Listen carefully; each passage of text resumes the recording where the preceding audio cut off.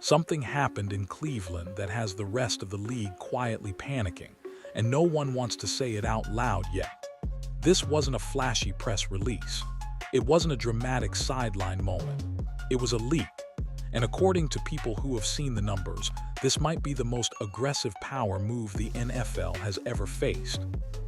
Multiple insiders are saying the Cleveland Browns have put an offer on the table so extreme, so unprecedented, that it's already landed on the desk of NFL leadership. Not because it's flashy, but because it breaks the unwritten rules of how control is supposed to work in professional football. At the center of it all is Deion Sanders. And no, this isn't a standard coaching hire. This isn't about play calling, game day decisions, or wearing a headset on Sundays. What Cleveland is reportedly trying to do goes far beyond football operations. This is about influence, protection, power, and most importantly, one player. Because make no mistake, this move isn't about rebuilding a franchise the slow way. It's about ensuring one thing above all else, that Shedeur Sanders is never left exposed inside the NFL machine. And that intent is exactly why league executives are uneasy. The rumored price tag alone, figures floating between $25 and $30 million per year, would shatter every coaching salary benchmark the league has ever seen. But the money is what's scaring people in New York. It's the structure, the implications, the possibility that Cleveland just found a way to buy stability, culture, and control without technically breaking the rules. That's why sources say the league office has already issued warnings. That's why rival owners are furious behind closed doors. And that's why Jimmy Haslam is being described by insiders as done asking for permission. For decades, Cleveland has been the place where quarterback careers stall, collapse, or quietly disappear. The jokes, the memes, the endless resets, all of it. And according to people close to ownership, that humiliation has finally reached a breaking point. This isn't patience anymore. This is defiance. And what makes this moment so dangerous, so fascinating, is that if it works, the NFL may never be able to put the toothpaste back in the tube. Because once you prove influence can be bought this way, everyone else will try next. The moment the Cleveland Browns announced they were interviewing Grant Udinski, most fans treated it like just another line on the offseason checklist. Another interview, another name, another spin of the coaching carousel. But inside league circles, that announcement landed very differently. Because this wasn't random, and it definitely wasn't harmless. Udinski isn't a recycled NFL lifer. He's not a legacy hire. He's young, aggressive, detail-obsessed, and deeply tied to modern quarterback-friendly systems. At just 30 years old, he represents the exact opposite of the safe hires Cleveland has leaned on for decades. And that's precisely why this interview raised eyebrows. Sources close to the situation say this move fits a very specific pattern. Every recent decision coming out of Berea has one common thread: optimizing the environment around Shedeur Sanders. Not just protecting him, but accelerating him. Structuring the offense, the coaching tone, and the developmental timeline to match how he plays football, not how Cleveland used to think football should be played. Udinski's background matters here. He spent years inside offenses designed around quick processing, spacing, rhythm throws, and adaptability. That's not accidental. That's alignment. And alignment is something the Browns have historically lacked at the quarterback position. For years, Cleveland's offense has been a patchwork of mismatched philosophies. One year it's power football, the next it's vertical concepts, then a reset, then another reset. Quarterbacks were expected to adapt instantly or get swallowed by the chaos. That cycle is exactly what ownership is trying to break. What makes this interview even louder is what it replaces. Instead of chasing older, established coaches with rigid systems and reputations to protect, the Browns are clearly leaning into youth, flexibility, and hunger. Udinski is known as a grinder, someone who lived through instability just to stay in the game. That kind of profile resonates with a front office desperate to change its internal culture. And that's why fans reacted the way they did. Social media didn't just approve of the interview, they demanded it go further. Don't let him leave. Hire him immediately. This is the guy. That reaction didn't come from hype alone. It came from exhaustion. Browns fans have watched conservative thinking fail for decades. This felt different. But that wasn't the whole story. Because interviewing Udinski wasn't about finding the best coach available. It was about finding the right one for what's coming next. Here, where the story shifts. Because if you're still looking at this as a normal coaching search, you're already behind. What Cleveland is doing right now has very little to do with filling a vacancy and everything to do with reshaping control inside the building. Multiple people around the league have pointed out the same thing. The Browns aren't interviewing personalities, they're interviewing fit. Not resume fit, philosophical fit, ego fit, structural fit. And that distinction matters more than ever when a franchise is preparing to hand the keys to a quarterback they believe can change everything. For years, Cleveland's biggest problem wasn't talent, it was instability. New coordinators, new voices, new terminology, new expectations every single season. Quarterbacks didn't just have to learn defenses, they had to survive internal chaos. That's the environment ownership is now openly admitting failed them.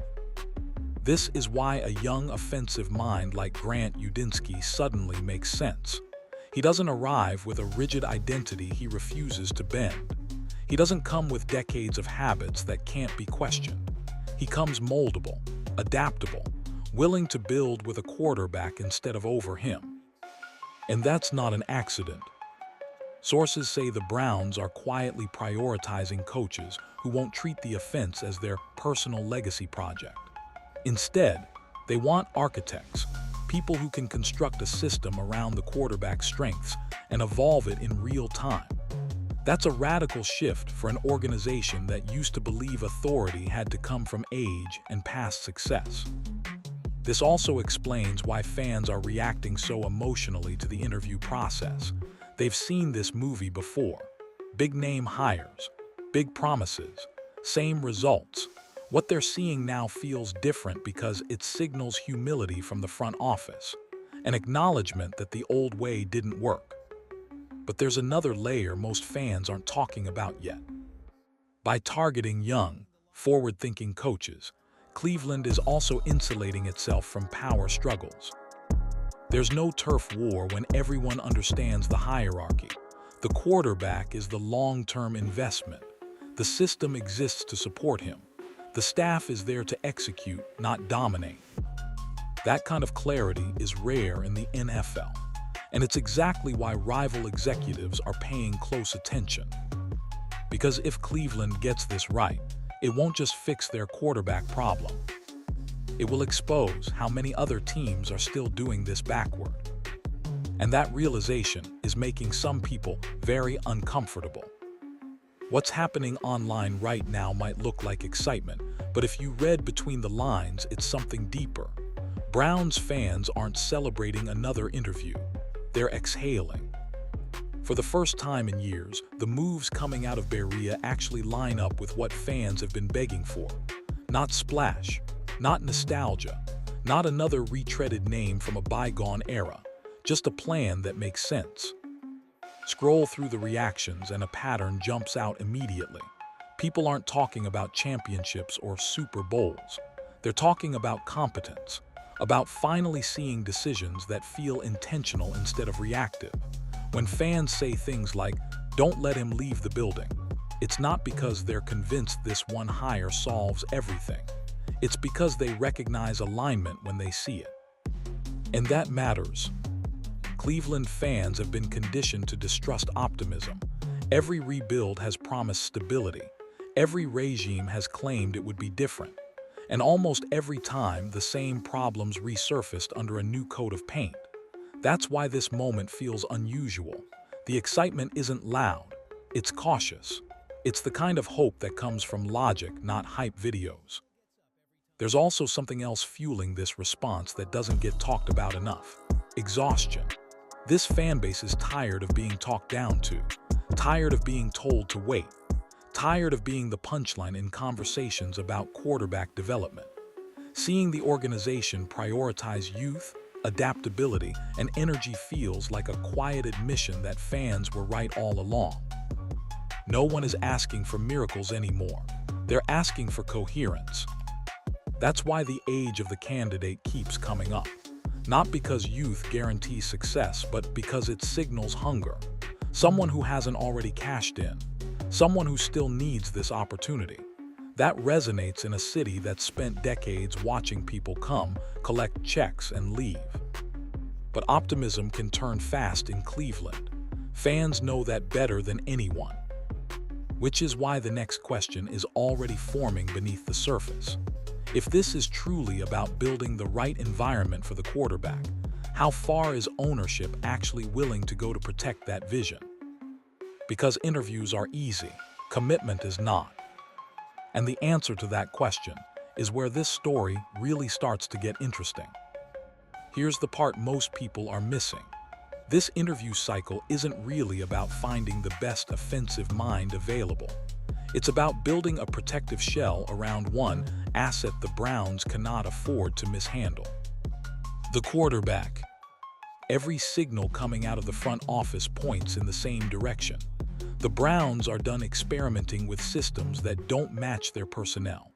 They're done forcing quarterbacks to adapt to rigid philosophies that collapse under pressure. This time, the structure is being built around the quarterback, not the other way around. That's why a younger offensive mind suddenly makes so much sense. Not because age equals innovation, but because adaptability matters more than reputation. Cleveland doesn't need someone trying to install a legacy offense. They need someone willing to mold, tweak, and evolve week to week based on what their quarterback actually does well. And that's where this candidate checks a box that older names simply don't. The Browns have lived through the consequences of mismatched pairings. Quarterbacks asked to play within systems that didn't suit their strengths. Coaching staffs that refused to adjust. Confidence eroding one hit at a time until the entire plan unraveled. That cycle is burned into the franchise's DNA. So when fans say this move feels different, they're reacting to intention. This isn't about winning a press conference. It's about removing excuses, about eliminating the common fallback of the system just needs more time. Time is the one thing quarterbacks in Cleveland never get. That's also why the energy factor matters more than people admit. A quarterback's development isn't just about play design. It's about communication, trust, and momentum. Young coaches often thrive here because they grow alongside the player instead of talking down to them. And make no mistake, the organization knows exactly how fragile this stage is. One bad hire doesn't just set the team back. It can permanently alter a quarterback's trajectory, which raises the real tension underneath all of this. If the Browns are willing to tailor the offense this carefully, what happens when outside pressure starts pushing in? Because once expectations rise, patience disappears. And that's when this experiment truly gets tested. Every big organizational shift has a side effect no one wants to acknowledge right away. Not resistance from fans, not backlash from media, but tension inside the building. Moves like this don't land evenly across a locker room or coaching staff. They never do. When a franchise clearly signals that everything is being aligned around one quarterback, veterans notice, coaches notice. People who have survived multiple regimes start reading the room differently. Some see opportunity, others see a ticking clock. For younger players, this kind of clarity can be energizing. It tells them exactly where the future is headed. It gives them a focal point. But for veterans, especially those who have lived through past, new directions, it can trigger skepticism. They've heard versions of this story before. That's where leadership becomes critical. The Browns aren't just choosing a coordinator or coach. They're choosing a tone. a way of communicating expectations without saying them out loud. When you build an offense this deliberately around one player, you're implicitly asking everyone else to adapt. Some will, some won't. And here's the tricky part. If the offense shows early signs of life, unity follows. Success smooths everything. But if there are growing pains, the narrative flips instantly. Suddenly, every decision is viewed through the lens of favoritism or tunnel vision. That's when whispers start. Is the scheme too tailored? Are adjustments being made for the right reasons? Is development being rushed? These questions don't surface publicly at first. They surface in meeting rooms, in private conversations, in body language. This is where Cleveland's history matters. The organization has seen how quickly internal fractures can derail promising starts. It's why ownership can't half-step this process. If they're committing to a quarterback-centered build, they have to commit fully, even when it gets uncomfortable. Because nothing destabilizes a team faster than mixed messaging. The Browns are walking a narrow path here. The upside is clarity. The risk is isolation. Balancing those two requires discipline, transparency, and results. And the margin for error is smaller than it looks. Which brings us to the question no one in Cleveland wants to ask out loud yet. What happens if the plan works just enough to raise expectations, but not enough to silence doubt? That's when the pressure really begins. What's happening in Cleveland isn't unfolding in a vacuum. That's the part most fans miss. The moment the Browns start signaling long-term commitment around a young quarterback, the rest of the league adjusts its posture.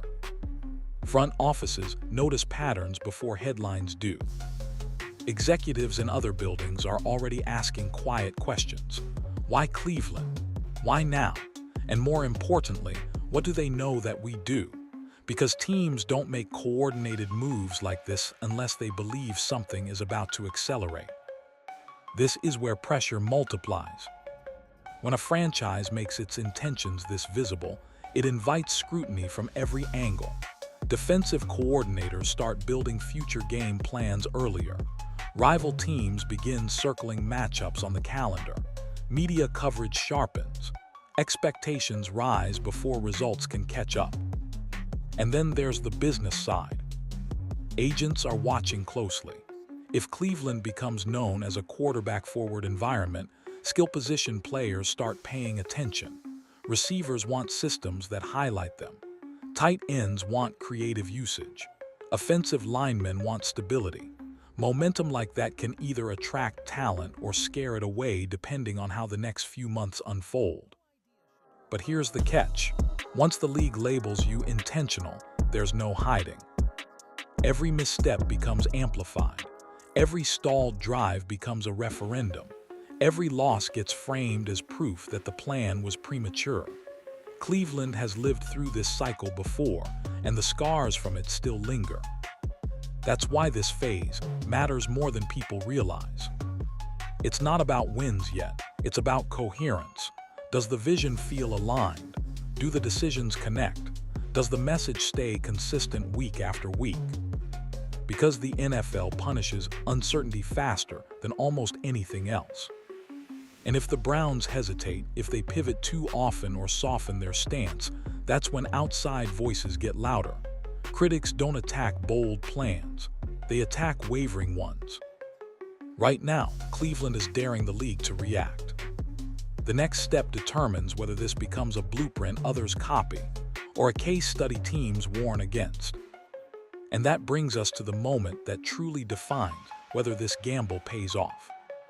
Not on Sundays, but behind closed doors, when pressure replaces optimism and patience starts to thin. Every bold plan carries a flaw no one wants to talk about while optimism is still high. And in Cleveland's case, the risk isn't talent, effort, or even coaching. It's timing. When an organization commits this hard, this early, it shortens the grace period. Development windows quietly close. Learning curves become expectations. What might have been framed as growth in another market gets judged as urgency here. That's dangerous. Young quarterbacks don't just develop on the field. They develop emotionally, mentally, and situationally. They learn how to lose, how to respond, how to survive bad weeks without unraveling. When everything around them is accelerated, those lessons get compressed. And Cleveland knows this better than anyone. They've seen what happens when pressure arrives before structure fully settles, when the city gets ahead of the process, when hope turns into demand overnight. This market doesn't wait quietly, it reacts loudly. That's where the risk sharpens. If early performances flash but don't sustain, narratives form fast. Not fair ones, not patient ones, loud ones, emotional ones, the kind that stick even when they shouldn't. Suddenly, growth is framed as stagnation. Adjustment periods become red flags. And it doesn't stop at the quarterback. Coaches feel it. Play callers feel it. Even teammates start pressing, trying to force results instead of letting them come. That's when mistakes compound. Not because the plan was wrong, but because the environment got too loud too quickly. The league understands this dynamic. That's why rival executives aren't laughing. They're watching closely. Because if Cleveland gets this balance right, they unlock something rare. A young quarterback with real support, real continuity, and real belief. But if they miscalculate the pace, the noise will swallow the message. There's no middle ground here. This isn't a rebuild you can quietly walk back. This isn't a direction you can rebrand halfway through. Once you make the future visible, you own it. And that's the gamble. Not whether the talent is real, but whether Cleveland can protect the process long enough for the results to follow. Because in this league, belief can build dynasties or collapse under its own weight just as fast. At its core, this was never just about one contract, one coach, or even one quarterback. This is about a franchise deciding it's done playing by the quiet, patient rules that kept it stuck for decades. Cleveland isn't testing the waters anymore. They're diving headfirst and daring the league to react. What makes this moment so volatile is that it sits at the intersection of money, power, family, and fear. On one side, you have an owner who's tired of being a punchline and willing to spend whatever it takes to change the narrative. On another, you have a father who understands better than anyone how quickly the NFL can chew up young quarterbacks and spit them out. Somewhere in the middle stands a rookie with enormous talent and even bigger expectations, stepping into an environment that could either elevate him or crush him. The league's discomfort says everything. If this works, it exposes how outdated some of the NFL's unwritten rules really are. It proves that influence, protection, and branding can matter just as much as playbooks and cap sheets. It opens the door for other owners, other families, and other stars to demand more control over their futures. That's not just uncomfortable for the NFL, it's destabilizing. But here's the part no one can escape. If it fails, it won't fail quietly. It will be loud, public, and merciless. Cleveland will own that fallout completely. That's why this gamble feels different. This isn't arrogance.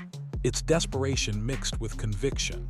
It's a franchise betting that changing how you win is just as important as winning itself. And whether this becomes a blueprint or a cautionary tale, one thing is already clear. The NFL can't ignore it anymore. The old playbook just got challenged, and the outcome will shape the league long after the headlines fade.